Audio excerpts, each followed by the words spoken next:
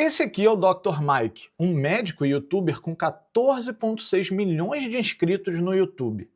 E esse aqui é o Gustavo, do canal Reset, um canal do YouTube sobre tecnologia com mais de 400 mil inscritos. E esses dois canais têm uma coisa em comum. Eles já fizeram vídeos falando que deixaram de usar um tradutor por falta de internet. O Gustavo durante uma viagem na China e o Dr. Mike quando teve uma emergência no avião. Aí eu pensei, desafio aceito, vamos criar aqui um tradutor, só que ele precisa ser 100% offline. Ele precisa funcionar mesmo que a gente não tenha internet. Então beleza, sempre que a gente quer atacar um problema, a gente precisa entender esse problema e as nuances desse problema. Então, apesar desses dois casos serem parecidos, eles não são iguais. Os dois não usaram tradutor por falta de internet.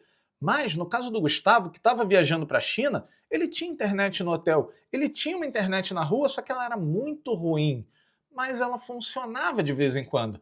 Então, nesse caso, durante a viagem, ali no meio da viagem, ele poderia ter baixado alguma coisa para rodar no celular dele. No caso, essa alguma coisa pode ser, por exemplo, o idioma para o app. Inclusive, o Gustavo poderia ter feito isso antes de viajar para a China. Ele poderia ter baixado o idioma que ele ia precisar lá, no caso chinês, e quando chegasse lá, ele já teria o app dele preparado para funcionar offline. Já no caso do Dr. Mike, como ele não esperava atender ninguém no avião e ele não podia imaginar qual língua a pessoa faria, seria muito mais difícil ele se preparar. Então, ou ele teria que baixar ali naquele momento, mas não era o caso, ele não tinha acesso à internet, ou o app dele teria que funcionar de outra forma, de uma forma que não precisasse fazer o download do idioma e mesmo assim funcionasse. E a gente consegue fazer isso. E nesse vídeo aqui a gente vai ver a parte 1. Como que a gente cria um tradutor local 100% offline usando o Translation Framework da Apple. Já estou aqui com o app criado e aberto. Vamos limpar aqui, ó, nossa VStack. E uma coisa importante quando a gente está usando o Framework Translation da Apple é que ele tem duas formas de ser utilizado. Uma é com a interface padrão e logo na sequência a gente vai ver também com a interface customizada, que eu acho que é o mais interessante. A não ser que você tenha um app de qualquer outra coisa que você queira que parte dele ofereça a tradução, você vai querer usar o customizado, né, que você vai adaptar ali ao teu design, ao fluxo do seu app. De qualquer forma, a primeira coisa que a gente tem que ter aqui é uma forma do usuário conseguir entrar com texto, então vamos criar um text field. Vamos criar aqui a nossa variável de estado e vamos renomear ela para, sei lá, texto original. Original text. E aí agora a gente vai passar ela aqui. Como a gente quer que o nosso text field ele altere o valor do nosso estado, a gente vai passar com esse dólarzinho aqui, tá? Dessa forma a gente está meio que repassando ali o controle daquele estado, então quando ele alterar lá, vai alterar aqui também. Se a gente der um reload aqui, a gente já consegue ver o nosso text field aqui embaixo. Vamos usar aqui um view modifier para a gente dar um pouquinho mais de estilo para ele, ó. Já está até me indicando exatamente o que eu quero. Então, ó, ele já ficou aqui com essa bordinha, a gente consegue enxergar melhor. E eu posso colocar aqui dentro da minha VStack um spacer. Assim ele vai jogar o campo de texto lá para cima. O que eu vou colocar aqui embaixo também é um botão. Esse botão eu vou colocar aqui, ó, traduzir. Né? Já que eu botei o texto ali em português, vou botar esse também. E aqui dentro a gente vai fazer alguma coisa. A gente vai chamar a ação que vai disparar alguma coisa para ele traduzir o nosso texto. Como eu falei, a primeira forma que a gente está vendo é usando a UI, né, a User Interface, a interface de usuário da própria Apple. Então, basicamente, a gente precisa dizer para ele que eu quero mostrar, então, a interface que vai fazer a tradução do texto. Para isso, eu vou usar um toggle, uma variável booleana, verdadeiro ou falso. Quando ela mudar para verdadeiro, o próprio sistema da Apple vai subir ali com a interface de tradução. Então, vou criar aqui um novo estado, que eu vou chamar de Show Translation, né, ou mostrar a tradução. Ele começa como false, ele começa como falso, e basicamente quando eu apertar traduzir eu quero colocar ele como verdadeiro. Eu poderia usar o toggle, uma vez que ele começa como falso, ele vai virar verdadeiro quando eu apertar, mas faz mais sentido se eu colocar true, porque eu sempre quero traduzir, eu sempre quero mostrar quando eu aperto ali. Eu não quero, por exemplo, esconder a interface de tradução. E aqui a gente já tem o nosso botão, mas eu vou mudar também o estilo dele. Button Style, eu vou usar Glass. Tem um outro aqui que é o Glass Prominent. Vamos deixar esse aqui. Agora, se eu coloco um texto aqui e aperto em traduzir, nada acontece. Porque apesar de eu ter alterado aqui a minha variável, que agora eu percebo que está escrito errado, translation, a gente não fez nada depois dessa alteração. E é isso que a gente precisa fazer agora. Então, basicamente, a gente precisa importar o nosso framework, translation. E aqui embaixo, depois do nosso padding, a gente vai usar o view modifier, translation, vamos ver se ele me dá uma cola aqui, ó, translation presentation. Beleza? E aqui eu passo a variável show translation. Mais uma vez eu passo aqui com esse dólar, porque essa tela, essa view, ela vai aparecer como se fosse uma sheet, né? Então, passando dessa forma, ele vai poder alterar a minha variável e dismiss a sheet, e sumir com a sheet da tela. Então aqui eu vou passar o meu texto. Nesse caso ela não vai alterar meu texto, então eu passo aqui meu original text, tá? Agora sim, quando eu falo aqui, ó, quando eu mando aqui meu texto onde fica o banheiro e aperto traduzir, ele já sobe aqui para mim, ó, e ele traduziu para o inglês. Repara que eu não coloquei em lugar nenhum aqui, né, que eu queria traduzir nem de qual língua, nem para qual língua. E nesse caso tudo bem, porque mesmo que ele fizesse a tradução errada aqui, eu poderia vir aqui e mudar. Digamos que eu quisesse francês, eu mudaria aqui. Só que nesse caso aqui, a gente não está usando uma tradução offline. A Apple, a primeira vez que você usa isso aqui no celular, ela pergunta se ela pode mandar o que você está falando para os servidores, né? E sempre que você tem internet, então, ela usa os servidores para fazer uma tradução teoricamente melhor. Mas você tem a opção de baixar as línguas, né? No caso francês, chinês, inglês, o que você quiser, e uma vez que você baixou, aí mesmo que você não tenha internet, ele vai usar então aquele dicionário, digamos assim, aquela língua que ele baixou como a fonte da tradução. Se você tiver internet, você continua usando a nuvem, se não, ele usa o local. Beleza, eu vou renomear aqui para Translation View, vou mudar aqui também, e faltou, obviamente, eu mudar aqui também. Por que eu fiz isso? Porque agora a gente vai criar uma nova view, que vai ser a Custom Translation View. Esse daqui ainda é o primeiro método, a gente ainda está utilizando o Translation Framework, mas a gente já está numa segunda forma de utilizar ele. Nesse caso aqui, a gente vai ter, assim como no outro, nosso Original Text, só que a gente vai ter também um outro que vai ser o Translated Text.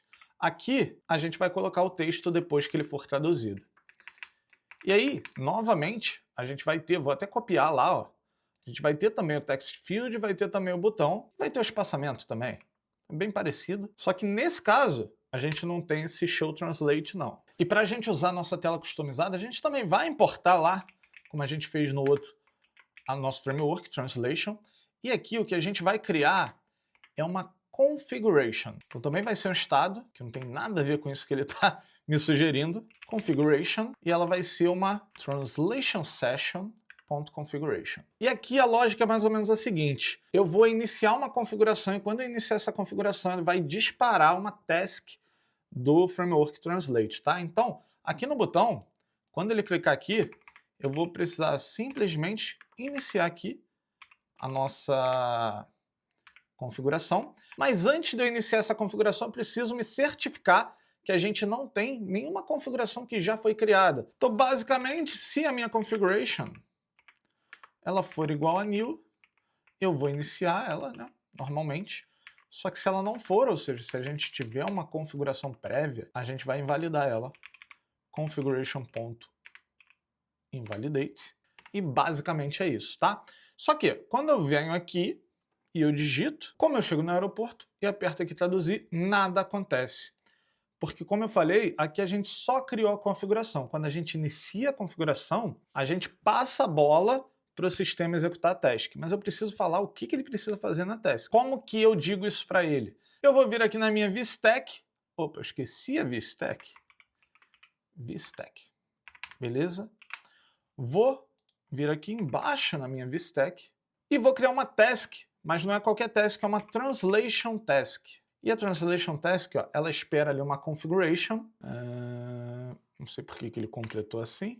Beleza. Ele vai me retornar não com uma translation, mas com uma session. E agora, com acesso à session, eu consigo traduzir então o meu texto. Primeiro, vamos fazer o seguinte, ó. Para fazer isso, basicamente, vou criar aqui uma response, que vai ser a resposta, ó, e ele já está me dando aqui exatamente o que eu quero. Só que ele está me dando um erro aqui, né? Então, basicamente, para resolver esse erro, eu vou colocar tudo isso em volta de um do. E aqui no catch é onde a gente trataria qualquer erro que a gente possa ter. Eu posso mandar imprimir o erro aqui se a gente tiver algum erro. Agora, o último passo é a gente pegar o nosso translated text aqui. Ele está me falando response 0, não, mas é response trans... Como é que é? Target text, né? Então, dentro da nossa seção, a gente vai ter o source text, que é o texto que a gente quer traduzir, o nosso texto original, e o target text, que é o texto depois que ele foi traduzido. É ele que eu quero colocar no meu translated text. Só tem um problema aqui, eu não mandei mostrar esse translated text em lugar nenhum, tá?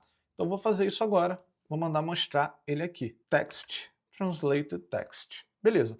Agora sim, qual o caminho do aeroporto? Vamos traduzir aqui, ó. E olha só, ele deu um erro, porque a tradução customizada ela não funciona no simulador, a gente precisa de um device real para testar isso. Vou rodar aqui então no meu iPhone. A gente vai mudar agora aqui para nossa Custom Translation View. A gente mudou então para Custom Translation View para poder rodar no iPhone. Já estou rodando aqui no meu iPhone. Esse aqui é o meu device físico. É um iPhone 14 Pro. E basicamente posso digitar aqui agora onde fica o aeroporto. E quando eu aperto traduzir, ó, viu que ele subiu ali um pop-up e depois desceu? É porque eu já tenho o inglês aqui baixado. Mas a gente pode ver que em nenhum momento eu falei para ele que eu queria inglês, né? Se eu quisesse, por exemplo, chinês ou alemão ou francês, como é que eu faria? Bem, a gente vai ter que modificar lá a nossa view. Então, basicamente, eu vou criar mais alguns estados aqui, eu vou dar uma acelerada.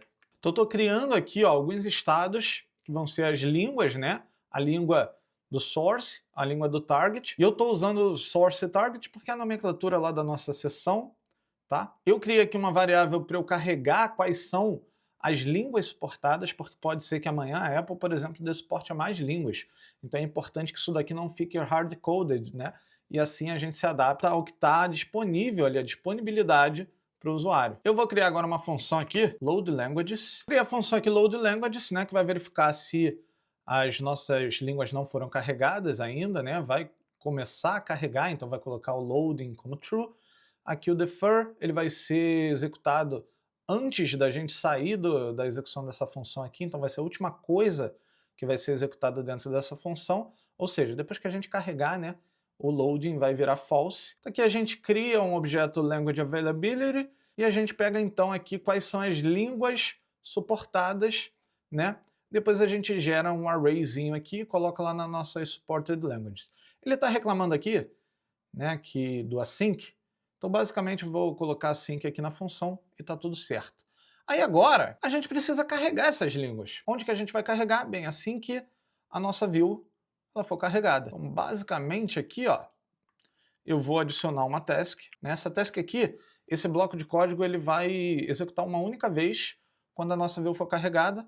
Então aqui eu vou fazer o nosso load. E aí, mais uma vez, ele dá aquela reclamada porque eu preciso colocar o await, tá? Mas tudo certo. Agora eu vou fazer o seguinte, antes lá do nosso text field, inclusive, eu vou colocar esse picker aqui, né? Eu vou botar ele, inclusive, num hstack. Deixa eu ver se eu consigo encaixar todo esse texto. Deixa eu ver se eu consigo encaixar por causa do tamanho do texto. Acho que vai dar bom.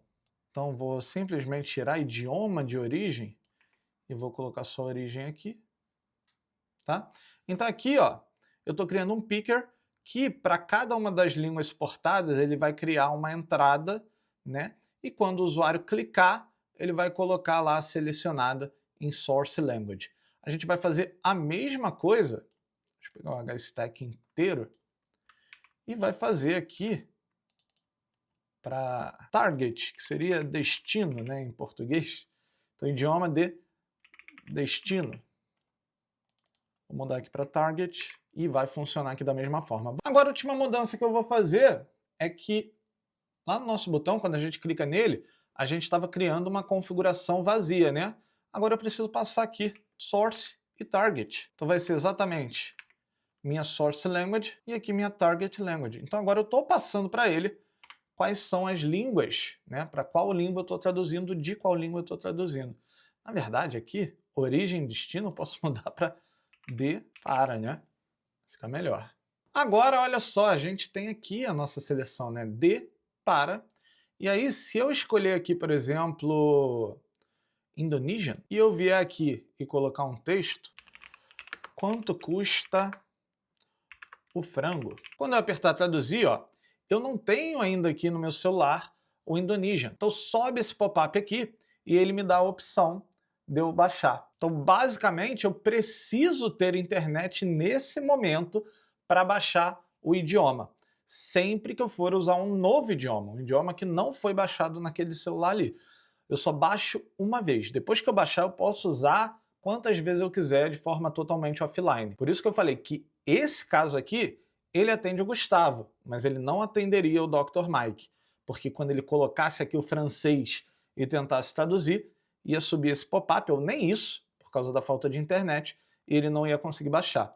Nesse caso aqui, ó, vamos baixar então o Indonesian, para a gente ver essa tradução. E aí depois de baixado, quando a gente aperta aqui em traduzir, a gente tem aqui na mesma hora a tradução. E aí, novamente, se você for para um idioma que ainda não tem no celular, ele vai dar um erro, porque eu invalidei aqui, mas eu não coloquei ela new de novo, então a minha configuração está invalidada, mas ela não está como new. Acredito que seja esse o problema. Se a gente colocar isso aqui, vamos de novo primeiro para o Indonesian aqui. Estão traduzindo para o Indonesian de novo. Quando eu boto aqui japonês agora, ele mostra para mim o pop-up novamente. Mais um bug. Vou fazer o seguinte aqui. Vou mudar tudo.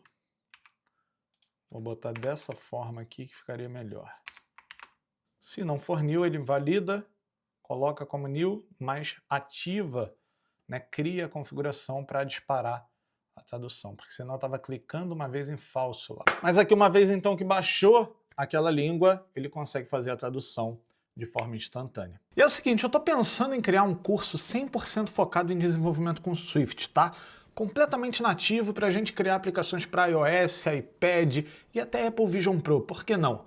Só que eu não sei se tem demanda para esse tipo de curso, então eu criei uma lista de intenção, tá? Se a gente bater um número legal de pessoas lá, eu estou pensando em algo como 1000 pessoas interessadas, talvez, aí a gente abre o curso. Porque nem todo mundo que vai se inscrever como interessado vai de fato assistir o curso, mas se for do seu interesse é muito importante que você se cadastre nessa lista para eu saber que tem demanda. A gente já tem 20 pessoas cadastradas lá, inclusive, eu quase não divulguei. Então se inscreve lá se você quiser aprender mais sobre iOS. E nesse vídeo daqui eu queria ter mostrado mais 2 outras formas da gente fazer a tradução também. Só que não deu tempo, ficou muito longo o vídeo. Mas não tem problema, porque eu já falei sobre elas aqui. Uma é usando Apple Intelligence. Então a gente já viu aqui como que a gente pode usar a LLM do Apple Intelligence, que ela é nativa nos celulares, né, desde que o usuário tenha ativado, mas ela tem a limitação de só estar disponível em aparelhos a partir do iPhone 15. E aí, como alternativa, a gente poderia rodar uma LLM open source. Tem LLMs específicas para tradução, mas aqui o segredo seria testar várias delas e ver quais funcionam melhor. De qualquer forma, eu já fiz 2 vídeos sobre isso aqui para o canal. Se você quiser assistir um vídeo sobre como usar a LLM do Apple Intelligence, você clica aqui. Se você quiser assistir como rodar uma LLM open source no seu app mobile, clica aqui. Agora, com licença, porque eu acho que eu vou ter que criar esse tradutor aqui, não tem jeito. Vou ficando por aqui, até o próximo vídeo. Valeu!